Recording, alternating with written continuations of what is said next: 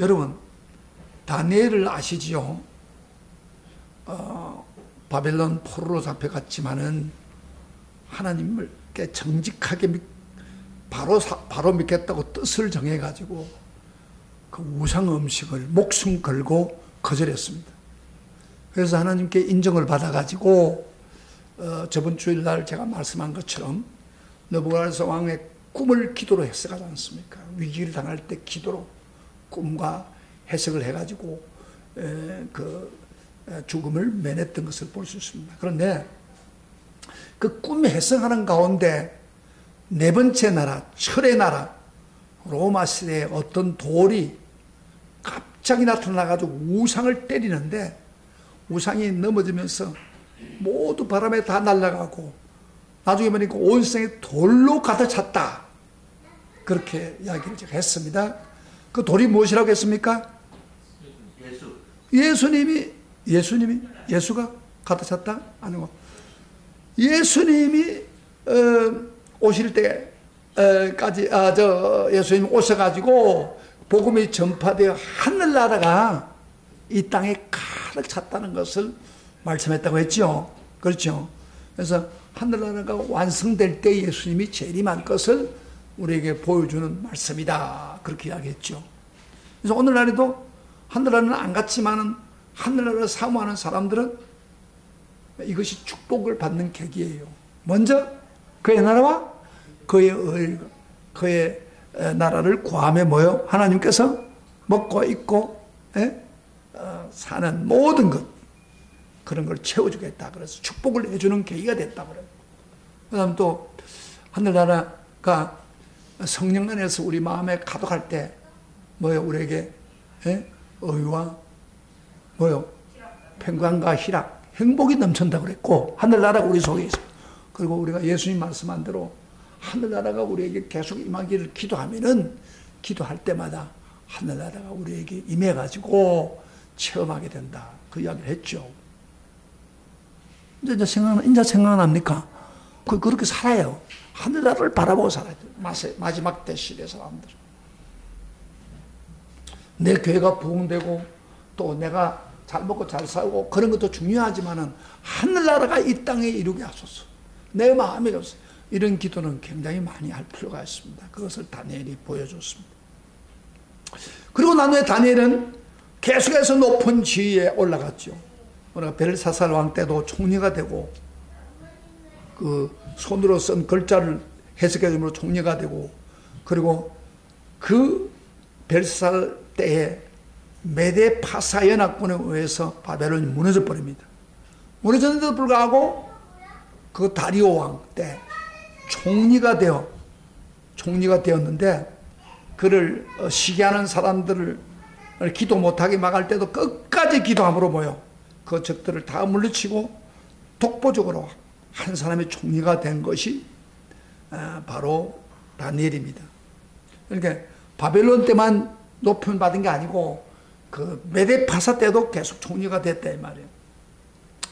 그런데 오늘 본문은 9장에서 보면은 메데파사 다리오 왕이 통치한 그 원년에 그러니까 메데파사의 다리오 왕이 통치하는 그 원년에 다니엘이 책을 통해서 선자 예레미야를 통한 책이 있었습니다.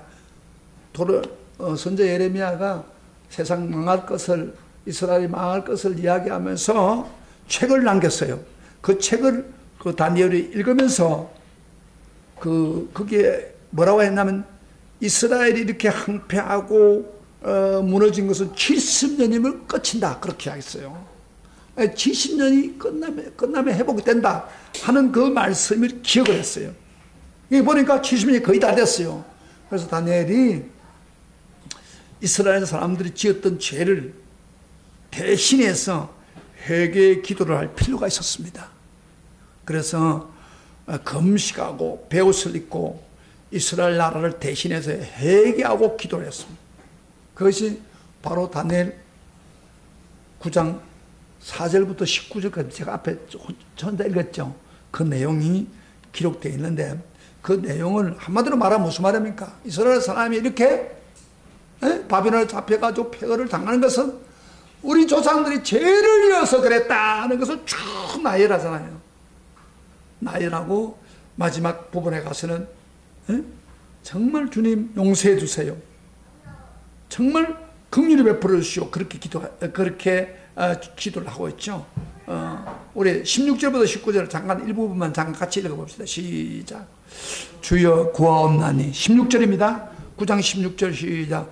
주여 구하옵나니 주는 주의 공의를 따라 주의 분노를 주의 성 예루살렘 주의 거룩한 산에 떠나게 하옵소서. 이는 우리의 죄와 우리 조상의 죄악으로 말미암아 예루살렘과 주의 백성 사면에 있는 자들에게 수치를 당함이니이다. 그러하온즉 우리 하나님이여 지금 주의 종의 기도와 간구를 들으시고 주를 위해서 주의 얼굴빛을 주의 황폐한 성소에 비추어서 나의 하나님이여 귀를 기울여 들으시고 눈을 떠서 우리의 황폐한 상황과 주의 이름을 일컫는 성을 보시옵소서. 우리가 주 앞에서 간구하온 것은 우리의 공의를 의지하는 게 아니오 주의 큰 긍휼을 의지하려 함이니 주여 들으소서. 주여 용서하소서. 주여 귀를 기울이시고 행하소서. 지체하지 마소서. 나의 하나님이여 주 자신을 위해서 하시옵소서.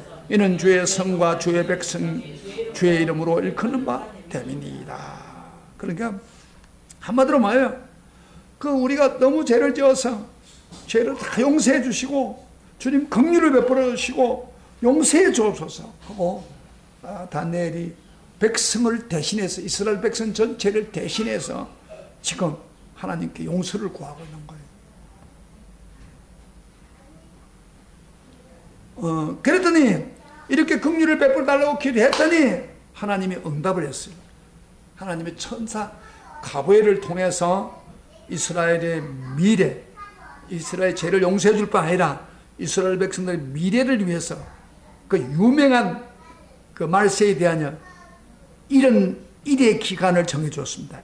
이런 일의 기한, 이 굉장히 동그라미 쳐놓으세요.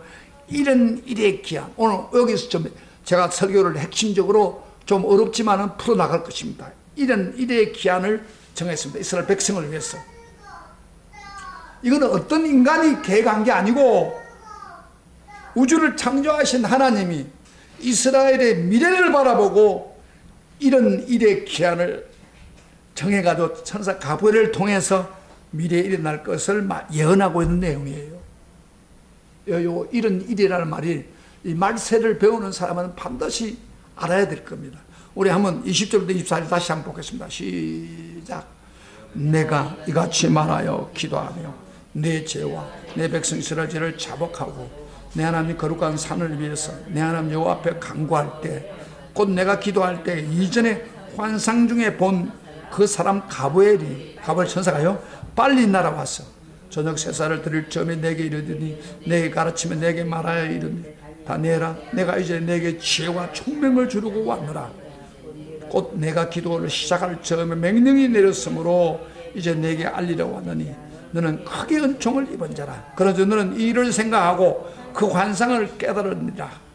내 백성과 내 거룩한 성을 위해서 이런 이래를 기한으로 정하였나니 허물이 끝이며 죄가 끝나며 죄악이 용서되며 영원한 의가 드러나며 환상과 예언이 응하여 또 지극히 거룩한 네가 기름 부음을 받으리라. 그 가브리엘을 통해서 이 이스라엘 사람들, 내 백성이라면 이스라엘 사람이죠. 이스라엘은 그 거룩한 성인은 거룩한 예루살렘을 위해서 이런 일의 기간을 정했는데 너가 백성들을 대신해서 회개함으로 그 다음에 뭐라 해서 허물이 끝이고 죄가 끝나고 죄악이 용서되었다 이 말이야. 영원한 의가 드러나며 환상과 예언에 의해서 그 증거로 지극히 거룩한 이가 기름 부음을 받으리라. 여기 지극히 거룩한 이가 기름을 받으라고 예언을 해놓은 거예요. 지극히 거룩한 이가 기름 부음을 받으리라. 이 말이 무슨 말이냐면은 이거 설명 없이는 안 되는 거예요. 그래서 제가 설명을 해주는 거예요, 여러분한테. 그러니까 이거를 요 뒷부분부터 시작해서 24절부터 28장까지가 27절까지가 굉장히 어려운 본문이에요. 주석가들이 여러 가지 개념을 이야기하는데 제가 그걸 여러분 풀어주겠다 이 말이에요. 여러분 저서를 읽어야 되지 않아요. 나도 이걸 읽어보면서 헷갈려요. 무슨 말인가 고민했는데 이번 계기에 여러분 풀어주고 또 저도 알고 그렇게 하려고 지금 하는 거예요. 그래서 제가 그 연구를 해가지고 이걸 쉽게 해석해 주니까 잘 들으세요. 여기 보면 그 천사가 이를 전했다고 하면서 죄가 끝나고 허물을 끝이고 용서받고 그러면서 거룩하니까 기름 부음을 받으리라. 여러분 지극히 거룩하니까 기름 받는다는 말은 무슨 말입니까? 여러분 지극히 거룩하다는 말은 아무에게 쓰지 않아요. 누구요? 하나님에게 쓰는 거예요. 그러니까 지극히 거룩한 자 바로 하나님 아들 예수가 그 말이에요. 기름 부음을 받는다는 겁니다. 뭐 눈날에 예수님이 와서가지고 메시아로, 여러분 메시아라는 뜻은 기름 부음 받는 뜻이에요. 기름 부음을 받으리라 라는 것을 지금 예언하고 있는 거예요. 잘 돼요 오늘 이게. 그럼 언제 이런 일이 생긴다고 그랬습니까? 25절을 잠깐 보세요. 다시 한번 소리를 내면서 그 내용을 나갑니다. 다 같이 시작. 그러므로 너는 깨달아 알지라 예루살렘을 중군하라는 영이 날 때부터 그 다음에 기름 부음을 받은 자 곧 왕이 일어나기까지 7일에와 62일에가 지날 것이요 그 곤란한 중에 성이 중건되어 광장과 거리가 세워질 것입니다. 가면 가서 어려워지는 거예요. 이게 언제 이런 일이 생긴다고요? 기한을 정해줬습니다. 예루살렘 중군하는 영, 예루살렘 지금 해파됐잖아 성이. 그것을 중군하는 명령이 뗄 때부터 그 다음에 예수님 기름 부음을 받는 자가 일어날 때까지가 그 70일에 중에서 7일에 따로 떼어놓고 그 다음에 62일에 그래서 모두 그 좀 복잡해요. 69일에가 지날 때 그 기름 부음이 일어난다. 기름 부음 받자가 일어난다. 그런 이야기입니다. 여기에 이런 일이라는 말을 세 가지로 나눴어요. 하나는 7일에 이건 성전이 아마 그 수축되는 그런 기간이고 그 다음에 62일에 머리 생각해 보세요. 그때 모두 69일에가 되죠. 합하고 그 다음에 그 후에 공백기가 있고 난 후에 마지막 때 가서 7일에가 포함되어 있습니다. 이게 마지막 7일에가 이게 좀 어려운 거예요. 그래서 요거를 좀 잊었으면 하는데 우선 여러분이 말을 들을 때 1이라는 말이 무슨 말인가? 1에 우리 뭐 1이라는 말 우리 잘 안 쓰잖아요.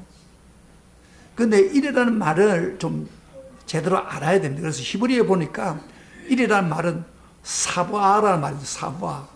그 사부아라는 그 히브리 말인데 이 말은 두 가지 의미가 있어요. 하나는 일주일, 위크, 우리가 영어로 말하는 일주일을 이야기할 때 1이라고 해요. 에? 그렇게 말하고 그 다음에 또 한 가지 더 해석은 연의 일에 그러니까 7년을 연으로 생각해서 7년으로 해석하는 경우가 있습니다. 그래서 오늘 여기서 말하는 이런 일이라는 말을 할 때는 연을 이야기하는 연을. 그래서 7년을 그래서 7일에는 뭐요? 7일에는 7 곱하기 7을 곱해서는 49년이 되고 그 다음에 62일에는 거기에 7을 곱하면 7년을 곱하면 뭐예요? 434년이 되고 그래서 모두 합하면은 49년과 433년을 합하면 483년이 됩니다. 복잡하죠? 근데 복잡하지 않아요. 자, 이야기하면 잘 들어보세요. 그러니까 지금부터 483년이 되면은 그 다음에 바로 기름 부음 받은 자가 임한다 그런 이야기입니다. 그때부터 시작해서 근데 이걸 해석을 하는 사람들이 그 여러 가지 해석을 하는데 이걸 제1차 에스라가 곡으로 기양하는 그 영이 떨어지는 순간부터 1차를 하지 않은 이유가 뭐냐면 1차 와가지고 성전을 수축하지 않았잖아요. 16년을 걸렸으니까. 그러니까 이것이 중심이 뭐냐면 2차에 그 에스라를 중심으로 기한합니다. 기한령이 떨어지는 그때가 457년인데 457년을 기점으로 해서 아까 483년을 뭐요? 483년에서 457년을 빼면은 26년이 됩니다. 26년. 그러면 여러분 우리 예수님이 태어난 해가 정확하게 따진다면은 주전 0년이 아니고 주전 4년입니다. 원래 역사를 따지면. 그래서 주전 4년 전에 예수님이 태어났단 말이에요. 그래가지고 아까 26년을 했으니까 지금 4년을 플러스 하면 뭐예요? 하면 바로 예수님 나이가 그때 30세였다. 그 이야기입니다. 그럼 예수님이 나이 30대가 언제예요? 사역을 하기 위해서 성령의 기름 부음을 받던 해입니다. 그래서 예수님이 갈릴리 사람들에게 이야기했죠. 제일 첫 설교를 했죠. 하나님의 영이 내게 임해서 내가 복음을 전한다. 이사야 말을 인용하지로 기름이 부어서 구름을 받아서 내가 복음을 전한다. 그렇게 이야기했어요. 그러니까 이런 이야기를 들으면요, 이렇게 성경을 이야기하면은 조금 정신을 바짝 차리지 않으면은 그만 졸고 앉아 있으면 아무것도 몰라요. 자세요. 이 굉장히 중요한 이야기인데 마지막 때를 지금 이야기하고 있는 거예요. 그래서 어쨌든 기름 부음을 받는 날을 정확하게 이 차를 생각해서 계산을 해보니까 예수님 나이가 30세 때 성령 거룩한 여가 기름 부음을 받는다 그런 이야기. 그래서 사역을 3년 또 하잖아요. 그게 바로 7일회와 62일회를 합해서 기름 부음 받는 날을 이야기하는 겁니다. 그리고 그 다음 말하겠어요. 곤란한 가운데 성전이 중건되고 광장과 거리가 세워질 것이야. 이것은 곤란한 가운데서도 성전이 지어지고 그 다음에 그 성벽까지 완전히 복구되는 거예요. 여러분 느헤미야 와가지고 완전히 복구되죠. 그런 일이 벌어진다 하는 것을 언급하고 있습니다. 그러면 예수님이 기름 부음을 받는 것을 지금 이야기하고 있는 거예요. 그 이스라엘 사람 그 다니엘이 회개 기도하니까 예수를 통해서 구원의 역사가 일어날 것을 지금 미리 전에 예언하고 있는 거예요. 지금. 그리고 26절에 가서 더 놀라운 예언을 하고 있습니다. 자 봅시다. 26절 다 같이 읽어보세요. 시작. 62일에 후에 기름 부음 받은 자가 끊어질 것이며 그 다음에 장차한 왕의 백성이 와서 그 성소를 무너뜨렸니와 그의 마지막은 홍수의 입술로 같을 것이며 또 끝까지 전쟁이 있으려니 황폐한 것이 작정되었느니라. 이런 말 또 26절의 말이 해석이 잘 안 되는 거예요. 그러나 제가 설명해 주면 이해이 돼요. 62일에 그러니까 7일하고 62일에 끝나고만 기름 부음 받아 나타나고 난 후에 얼마 안 있어 뭐요? 끊어질 것이다. 기름 부음 받아 끊어질 것이다. 그 말은 무슨 말이에요? 예수님이 30세 기름 부음을 받아가지고 사역을 하고 3년을 하고 난 후에 뭐야? 십자가에 죽었잖아요. 저를 봐요. 십자가에 죽었을 때 그 끊어질 것이다. 그래서 예수님이 죽을 것까지 지금 예언하고 있는 거예요. 그 다음에 예수님 끊어지고 끝나는 거 아니고 보세요. 장차 한 왕의 백성이 와서 그 성읍과 성소를 무너뜨릴 것이고 그의 마지막 홍수에 휩쓸릴 같은 것처럼. 이 무슨 말이냐면 이거는요. 예수님이 죽고 나면 30년 후에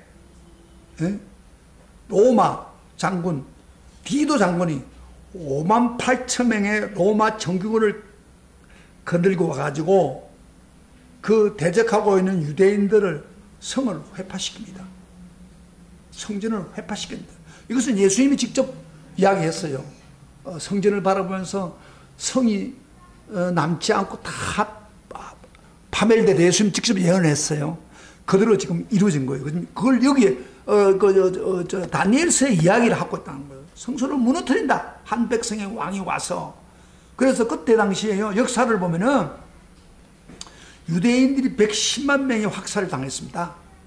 그리고 예루살렘 성이 완전히 무너져 버리고 성소에 있는 그 성소까지 다 해파돼 버리고 그 포로 숫자가 9,700명이 잡혀갔답니다. 역사적인 사실이에요. 그 당시에 예루살렘 성전에 금은 보석이 있다 해가지고 로마 군인들이 성을 해파시키면서 그 돌 하나를 전부 쪼개가지고 금을 뽑아가지고 갔답니다.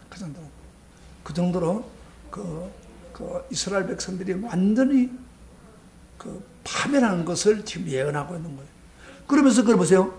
그 다음에 예수 내리가 지나서 성이 죽은데, 그 다음에 마지막 홍수에 휩쓸려 같은 것을, 그러니까 남은 사람들은 전부 뿔뿔이 흩어진 거예요. 유대인들, 이스라엘은 나라가 없어지고 성전이 해파될 뿐 아니라 그 살아있는 사람은 전부 뿔뿔이 헤어진 거예요. 그 세계, 그 당시에 그래서 세계 곳곳마다 간 거예요. 유대인들이. 그때부터 나라가 없어져 버린 거예요. 그것까지 지금 예언하고 있는 거예요.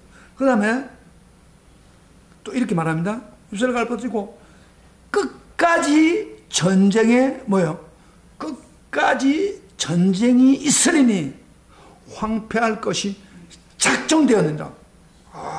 무슨 이야기예요? 이거는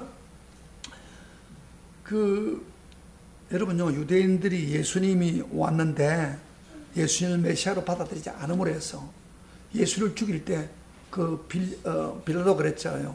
나는 이 예수님 피와 상관이 없다. 손을 씻으면서 너희들이 당해라 그러니까 백성들이 뭐라고 했어요? 우리가 당하겠습니다. 우리 후손들이 당하겠습니다. 막 돈 먹고 그렇게 부르짖었죠. 그 결과가 지금 파멸로 온 거예요. 그래가지고 백성들이 다 죽임을 당하고 흩어지고 끝까지. 그래서 흩어졌는데 보세요. 온 세상에 흩어졌는데 유대인들을 온 세상에 가만두지 않습니다. 계속 전쟁을 일으키게 하고 그들을 확살하니까 결국 전쟁이 되는 거예요. 그래서 끝까지 전쟁이 있으리는 황폐한 것이 작정되었다. 역사에 보면요, 여러분, 우리 세계 전쟁 중에 1차 전쟁이 있죠. 1차 전쟁, 2차 전쟁. 여러분, 1차 전쟁이 유대인들을 통해서 일어났습니다. 사실은 1차 동기가, 여러분 잘 보면, 역사를 보면 유대인들 때문에 일어났고, 그 다음에 2차 전쟁 때도요, 유대인들이 독립하기 위해서 일어난 전쟁이 2차 전쟁입니다. 그때 유대인들이, 히틀러가 왜 하필 유대인들 600만 명을 죽입니까? 2차 전쟁 때 히틀러하고 싸운 거 아니에요? 그렇게 다 유대인의 독립을 위해서 유대인과 온 세계가 싸운 버릇이 되는 거예요. 그리고 그만 끄는 게 아니라 중동 전쟁 때도 유대인 때문에 생긴 거 아니에요? 그래서 유대인들을 죽이려고 하니까 유대인들이 모여가지고 막 하나가 돼서 전쟁을 하는 거예요. 지금 중동에는요, 아랍 사람들이 그 이스라엘을 주변을 포위를 해가지고 있습니다. 6.1 전쟁 나고 그랬죠? 포위되어 전쟁하고 있잖아요. 그래서 유대인들이 끝없이 전쟁이 이루어지는 겁니다. 거의 이 역사에 나타나잖아요. 이것을 예언한 거예요. 유대인들을 통해서 전쟁이 끊없이 일어나리라. 다니엘은 지금 예언하고 있는 거예요. 그럼 왜 그렇습니까? 그들이 예수를 믿지 않고 예수를 받아들이지 않고 예수를 죽기 때문에 그 결과를 후손들이 이렇게 당하고 있고 전쟁을 통해서 괴로움을 당하고 있는 거예요. 그 유대인의 역사예요. 그러나 놀랍게도 로마서 우리가 봤죠. 강의할 때 들었죠. 로마서에 보면은 11장 12장에 보면은 유대인들이 돌아오겠다 그랬죠. 전쟁과 고난을 통해서 많은 어려움을 당하고 나면 결국에는 돌아와서 예수를 메시아로 받아들이고 믿게 된다. 그런 이야기가 성경에 나옵니다. 지금 그 이야기를 하고 있는 거예요.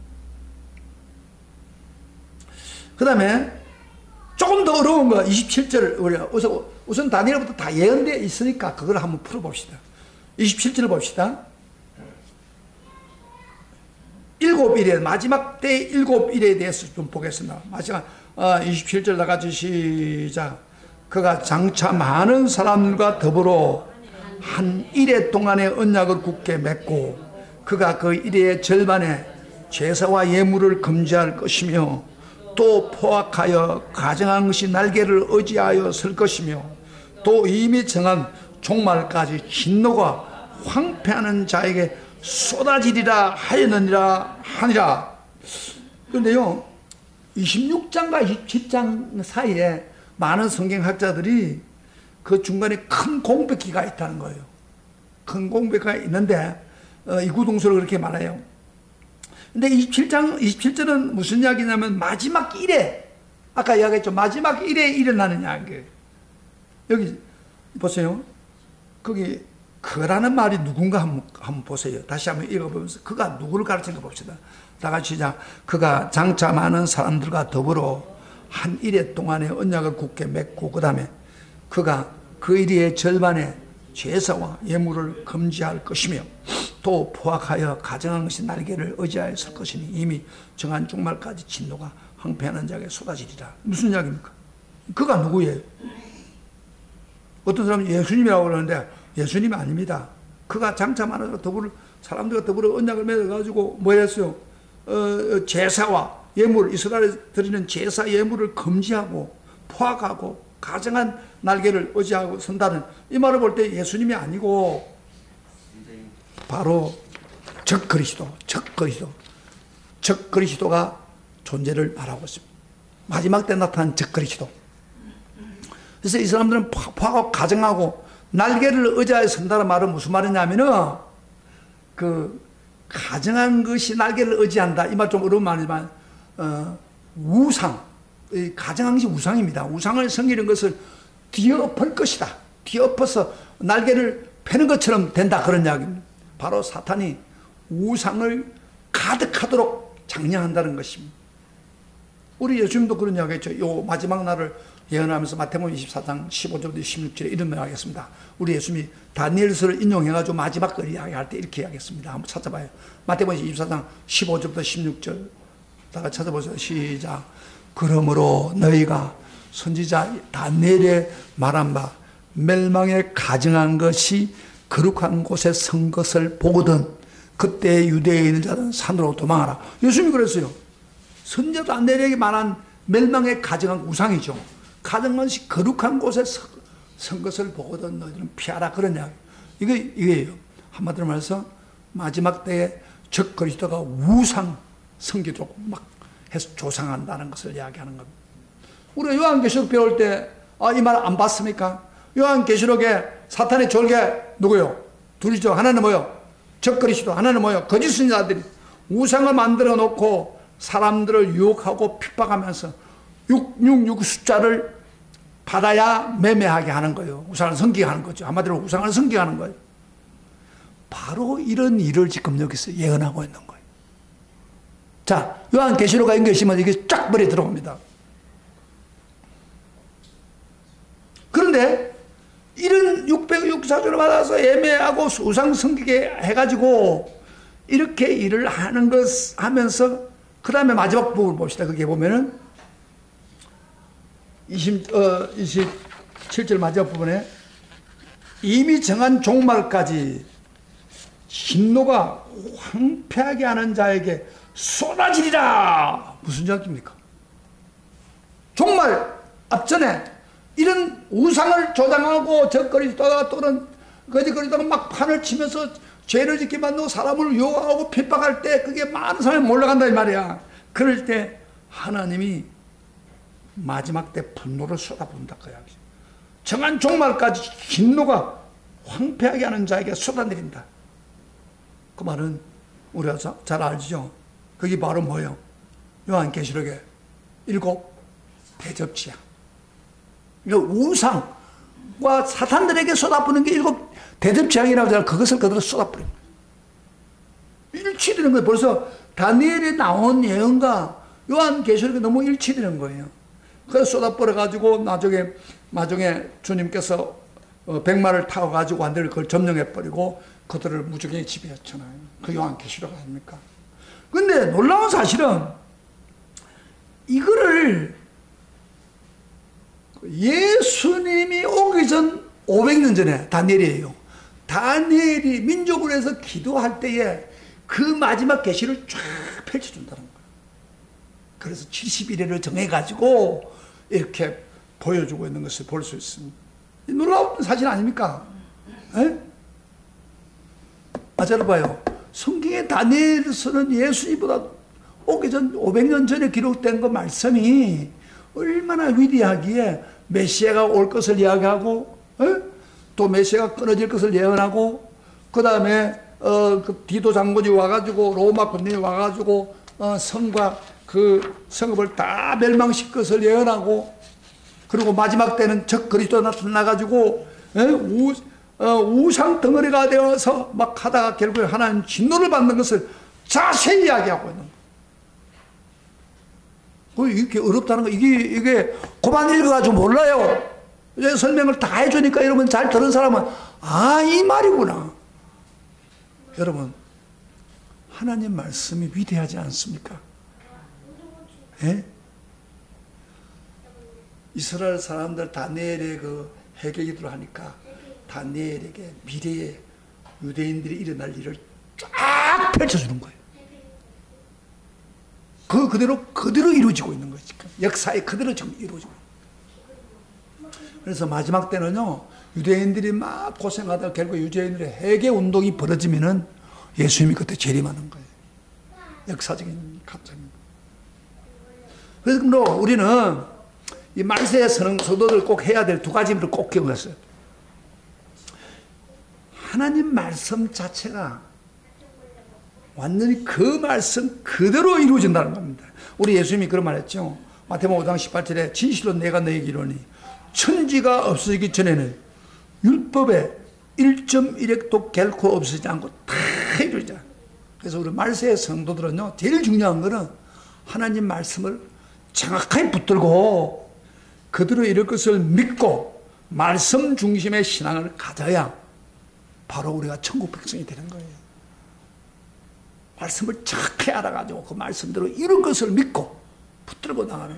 말세는 말씀에 대한 신앙이 굉장히 중요합니다. 많은 이단들이 막 이렇게 기적을 해가고 능력을 해가고 이상하게 해가지고 막 우리를 유혹합니다. 그러나 여러분이 말씀을 정확히 이해하고 그걸 붙들고 나가면 그 말씀 그대로 이루어지는 거예요. 다니엘에게 주었던 그 말씀이 세상 앞을 쫙 펼친 것처럼. 할렐루야. 그렇기 때문에 하나님의 말씀이 너무 중요한 거예요. 이 말씀에 여러분 온전한 신앙이 이루어지기를 원하십니까? 네. 말씀 붙잡았어요. 말씀을 사랑하세요. 말씀을 전하는데 뭐 졸고 앉아있고 관심도 없고 나하고 상관이 없다. 이건 멸망받을 징조입니다. 그러나 말씀을 들을 때 눈을 동그랗게 그래. 사실 이걸 잘 모르는 거 아니에요. 나 같은 경우도 이걸 알고 싶어서 얼마나 발버둥 친 사람인데 이만큼 두꺼운 책을 제가 그 읽으면서 지금 계속 찾아낸 거 이게. 나도 이게 어려웠어요. 이거 깨우쳐 주면은 여러분들이 아멘. 여러분들은 그거 제가 안 읽어도 제가 깨우친 대로 쫙 풀고 나가면 된다. 아멘. 이런 마지막에 그러니까 우리가 말씀 붙들고 말씀을 제대로 분별하는 신앙생활 하는 사람 절대 신앙에 문제가 안 생깁니다. 말씀 등한식인 사람은 그 사람 신앙 불안합니다. 그 다음에 또 한 가지 우리가 꼭 배워야 될 것은 이 본문을 통해서 구원의 기회를 가졌지만은 구원을 받아들이지 않고 구원을 버리면은 비참해진다는 겁니다. 여러분 이스라엘 백성들에게 하는 거룩한 자의 기름 부음을 통해서 예수를 보내었어요. 그래서 예수를 믿게 해서 먼저. 그런데 그들은 물론 받아들인 사람도 있지만 많은 경우 예수님을 대적했어. 믿지 않았어. 구원을 주신데도 차버렸어. 그래가지고 그 민족이 얼마나 뿔뿔이 헤어져가지고 디도 장군에게 그 성이 없어지고 나라 자체가 없어지고 민족이 뿔뿔이 헤어져 세계에서 박해를 전쟁을 통해 고통을 당하고 주신 구원을 무시하면 하나님도 버립니다. 우리도 마찬가지예요. 우리가 세상 사람과 다른 바가 뭐예요? 나와 여러분 세상 사람들 밖에서 등산하고 있는 세상과 다른 게 뭐예요? 우리가 먼저 복음을 받아들인 거 아니에요. 어쨌든 여러분 부모를 통해서 또는 어떻게든 우리가 먼저 복음을 받아들였다 이 말이야. 이 귀중한 복음. 근데 이 복음을 받아들여 가지고 이 복음을 붙들고 끝까지 나아가지 않고 이 복음을 함부로 등한시 여기면은 이스라엘 사람에게 비참한 결과가 오는 것처럼 그 삶에는 미래는 절대 희망이 없습니다. 내가 받았던 이 구원을 귀중히 여기고 이걸 붙잡고 나가야 된다. 그걸 오늘 보여주고 있는 거예요. 유대인들만큼 아브라함 후손들이고 유대인만큼 특별한 간섭을 받는 사람 어디 있습니까? 그러나 그 나라도 구원을 버리니까 하나님 버리는 거예요. 제가 요한계시록 마무리를 끝나고 나니 설교를 다시 한번 해야겠죠. 핵심이 뭐예요? 말세의 신앙은 어떻게 잡아야 된다고요? 그만 믿고 되는 게 아니래요. 유혹과 핍박이 많이 오더라도 십자가의 복음을 꼭 붙들고 뭐요? 이겨야 된다. 믿음을 지키기 위해서 이겨야 된다 그랬죠. 그래서 이기는 자가 구원받는다고 했잖아요. 유혹을 이겨야 돼. 핍박을 이겨야 돼. 그런 사람들이 구원받는 거예요. 그 다음에 또 끝까지 예수님 말씀대로 끝까지 견디는 자. 끝까지 그 말씀 붙들고 끝까지 견디는 자. 마지막까지 신앙생활을 하던 사람이 바로 천국 가는 거예요. 마지막 숨이 끊어지는 순간까지 우리 여기 노인들은요 꼭 아세요. 숨이 끝날 때까지 내 믿음을 지켜야 돼. 그래야 천국 갈 수 있는 거예요. 근데 어떤 사람은요 잘 믿다가 마지막 가가지고 하나님 대충 이렇게 섬기는 사람이 있어요. 그런 사람은요 구원에 대해 명확하지 않아요. 우리가 언제 어떨지 보일지 몰라요. 예수님이 언제 올지 몰라. 끝까지 내가 가지고 있는 믿음을 조금도 변질시키지 말고 그 말씀 그대로 붙들고 끝까지 믿음 생활하는 사람, 그 사람에게 하나님이 마지막 때 구원을 주시는 것입니다. 이걸 오늘 보여주고 있는 거예요. 할렐루야. 자, 사랑하신 성도 여러분, 우리 지금까지 여러분 신앙생활 할 때 이 다니엘을 통해 주신 이 영광스러운 말씀 하나님 그대로 이루어지는 거 역사는 그걸 붙잡으세요.